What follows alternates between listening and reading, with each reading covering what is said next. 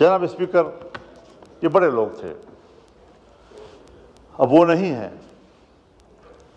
اب ہم جیسے ناکارہ لوگ بھی بڑے کہلاتے ہیں۔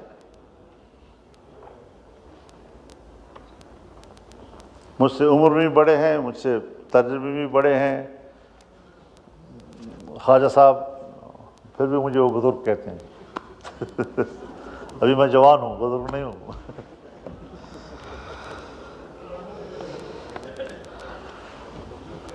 لیکن جب 18ویں ترمیم کے لیے ہم بیٹھے تو جناب اسپیکر، یہ بات ریکارڈ پر ہے، 9 مہینے سے زیادہ عرصہ بیٹھے ہیں۔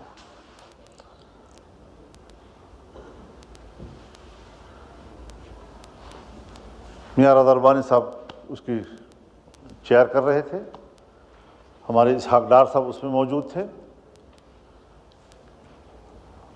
فاروق ستار صاحب اس میں موجود تھے، ان کے ساتھ ان کی ٹیمیں موجود تھیں، اور ہم نے 9 مہینے گزار کر ماضی کے تمام خرابیوں کو آئین سے نکالنے کے لیے کام کیا۔ ہم متفقہ نتیجے پر پہنچے، اور اس میں بھی کوئی شک نہیں ہے کہ عدلیہ کے حوالے سے اس وقت ججز کے تعین کے لیے پارلیمنٹ کو ایک کردار دیا گیا، لیکن بہت جلدی ہی 19ویں ترمیم کے ذریعے سے وہ واپس لے لیا گیا۔ میں آج پھر یہ کہنا چاہتا ہوں کہ ہمیں اپنا محاسبہ کرنا چاہیے، اس پارلیمنٹ کو اپنا محاسبہ کرنا چاہیے، اس ایوان کو اپنا محاسبہ کرنا چاہیے، اور زعماء قوم جو اس کے پہلے میرے ساتھ اجلاسوں میں اکٹھے بیٹھتے رہے ہیں، اور جنرل ضیاء الحق کے زمانے سے لے کر آج تک ہم مسلسل جدوجہد میں ایک دوسرے کے ساتھ رہے ہیں، میں ان کے سامنے یہ سوال رکھتا تھا کہ جنرل ضیاء الحق کے زمانے سے ہم جمہوریت کی بات کرتے ہیں، جمہوریت کی جنگ لڑتے ہیں، جمہوریت کو طاقتور بناتے ہیں، لیکن عملاً آمرانہ قوتیں مضبوط ہوئی ہیں اور جمہوریت کمزور ہوئی ہے۔ کیا کبھی ہم اس پر سوچیں گے؟ کیا بطور ایک سیاسی کارکن کہ ہم نے ایک دن اس پر غور کرنا ہے؟ جناب اسپیکر، میں متنازع باتیں آج نہیں چھیڑنا چاہتا۔ اس آئین کے ترمیم کے حوالے سے پہلے مسودہ اور آج جس جگہ پر وہ پہنچ رہا ہے، اس میں فرق خود واضح ہے، اور اس پر ہر شخص خود تبصرہ کر سکتا ہے۔ مجھے ضرورت نہیں ہے کہ میں اس پر تبصرے کروں۔ ابتدائی مسودہ 56 کلازز پر مشتمل تھا،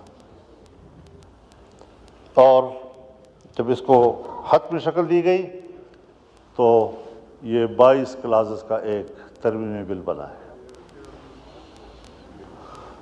یہ کانٹ شانٹ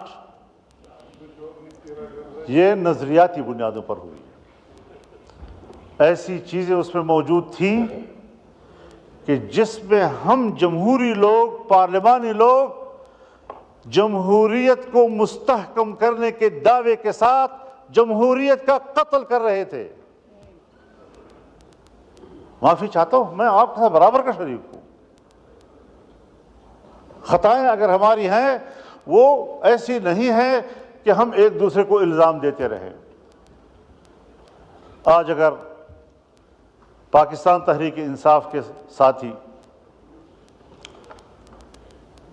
شکایت کر رہے ہیں، ان کا لیڈر جیل میں اس حالت میں ہے، اور چونکہ کل ہی آپ ملاقات کر چکے ہیں، ملاقات کر کے بھی آئے ہیں، تو اس ملاقات کی فوری خبر جو ان کی طرف سے آئی وہ واقعی قابل قبول نہیں ہو سکتی۔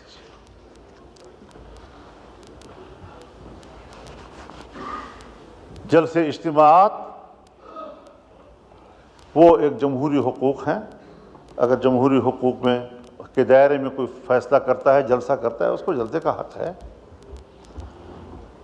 لیکن میں ایک بات واضح کر دینا چاہتا ہوں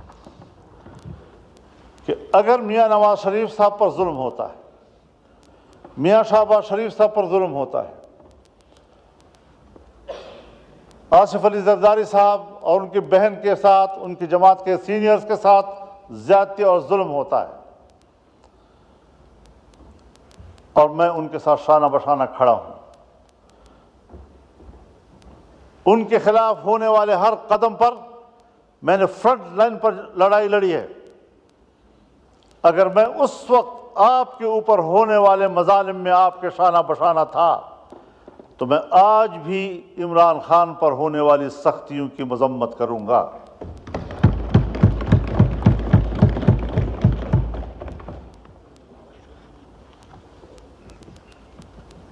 اس میں کوئی شک نہیں ہے کہ ایسے حالات پیدا کیے گئے کہ اپوزیشن تقسیم ہو جائے، لیکن میں نے نہ حکومت اور اپوزیشن کو تقسیم ہونے دیا ہے، اور نہ اپوزیشن کو آپس میں تقسیم ہونے دیا ہے، اور نہ پیپلز پارٹی اور مسلم لیگ کو آپس میں تقسیم ہونے دیا ہے۔ میں نے پیپلز پارٹی سے بھی، بلکہ حکومت سے بھی درخواست کی تھی کہ آپ یہ مسودہ شنگھائی کوآپریشن کانفرنس کے بعد کریں۔ میں نے پی ٹی آئی سے بھی درخواست کی تھی کہ ان دنوں میں آپ کسی قسم کا کوئی مظاہرہ نہ کریں۔ کیوں؟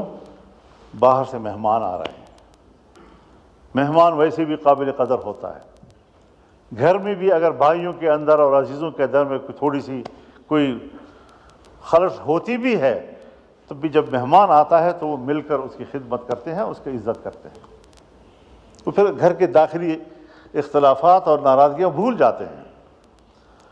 یہ ہمارے معاشرے کا اساس ہے، اور میں نے اسی بنیاد پر یہ بات کہی تھی۔ میں شکر گزار ہوں جناب شہباز شریف صاحب کہ آپ نے اس مسودے کو ان دنوں میں اس پر کام کرنا چھوڑ دیا اور اس کو مؤخر کر دیا تھا۔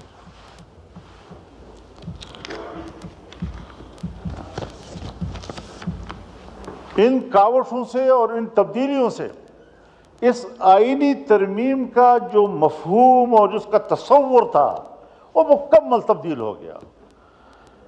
ابتدائی مسودے کا تصور بالکل مختلف تھا، اور اب جو چیز ہم پاس کر رہے ہیں اس کا تصور اس سے بالکل مختلف ہے، اور اس صورت میں ہمیں کسی قیمت پر قابل قبول نہیں تھا، اور آج ہم متفقہ طور پر اس کو دستاویز بنا کر اسمبلی سے پاس کرانا چاہتے ہیں، پارلیمنٹ سے پاس کرانا چاہتے ہیں۔